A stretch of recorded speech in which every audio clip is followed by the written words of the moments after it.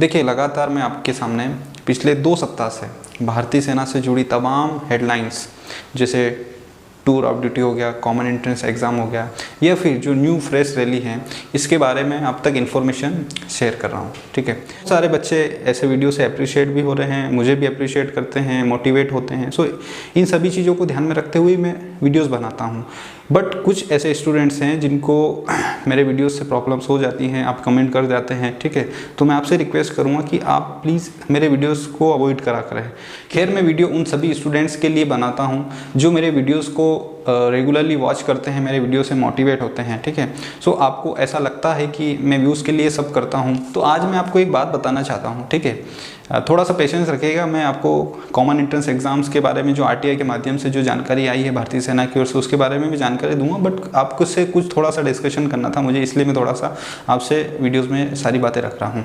ठीक है, आप बोलते हैं कि व्यूज़ के चक्कर में आपका चैनल फल फूल रहा है, बहुत सारे ऐसे कमेंट भी आते हैं, कुछ एक कमेंट्स होते हैं। तो मैं आपको सारी चीज़ें बताना चाहता हूँ कि आज के टाइम पर बताइए मुझे कौन ऐसा है जो अपने काम 100% अगर दे रहा है और उसके बदले में आउटपुट नहीं चाहेगा। ठीक है, हर कोई इंसान हो गया, चाहे फिर कोई भी फील्ड हो गई, चाहे आप अगर एग्रीकल्चर से लेकर आप अगर किसी भी सेक्टर में जाएंगे तो हर जगह आपको कोई अगर काम कर रहा है, मेहनत कर रहा है, तो उसके बदले वो कहीं ना कहीं आउटपुट चाहता है। ठीक है, सो उसमें एक मेरा नाम भी है, हम भी यहाँ से हमारी पूरी टीम आपके लिए कंटेंट प्रोवाइड करवाती हैं, इन्फॉर्मेशन शेयर करती हैं, और जो भी आपको सोशल मीडिया के माध्यम से या किसी भी एक सोर्सेज के माध्यम से जो जानकारी आप तक रखते हैं, वो भी कहीं ना कहीं 100% अपने एफर्ट के साथ पहले मेहनत करते हैं, देन उसके बाद आप तक वो जानकारी रखते हैं। उसके पीछे बहुत सारी मेहनत होती है। सो प्लीज़ आप थोड़ा सा अपने स्टूडेंट्स होने का परिचय दीजिए। मैं आपको बार बार यही चीज़ें करूँगा, आप किसी को भी बिना सोचे समझे क्रिटिसाइज मत करिएगा। ठीक है, खैर अपन मुद्दे पर आते हैं। आप लोगों को समझ में आ गया होगा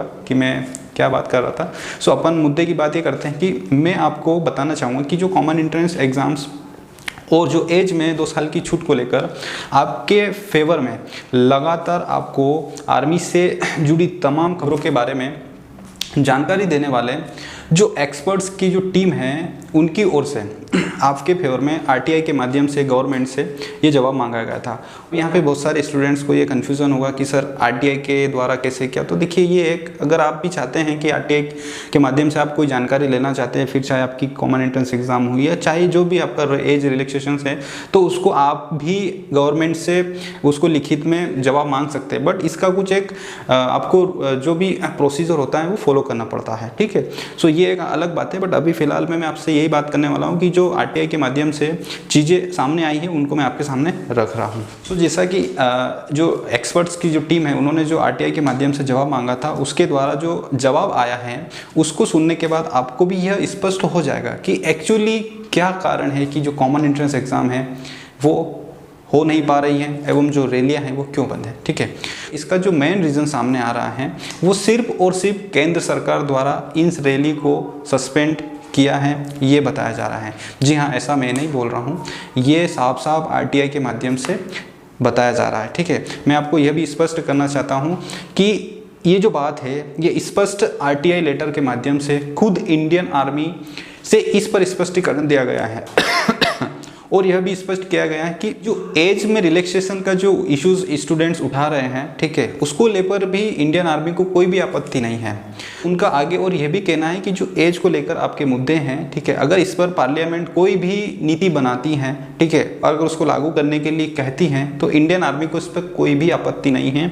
ये स्पष्ट इन्होंने आरटीआई का जो लेटर है उसके माध्यम से स्पष्ट किया है, और आपको भी पता है यूट्यूब पर भी इन सारी बातों की चर्चाएँ हो रही हैं।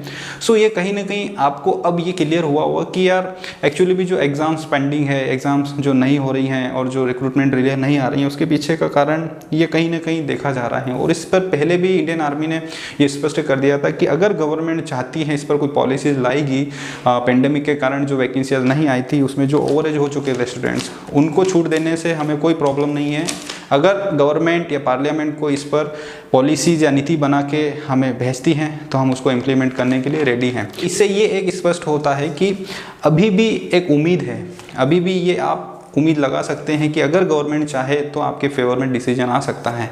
बट देखते हैं अगले वीक क्या टीओडी को लेकर क्या स्पष्टीकरण आता है, उसके बाद ही आगे की फर्दर प्रोसेस आपके सामने निकल कर आएगी। तो इस वीडियो में इतना ही, मिलता हूँ मैं नेक्स्ट वीडियो में।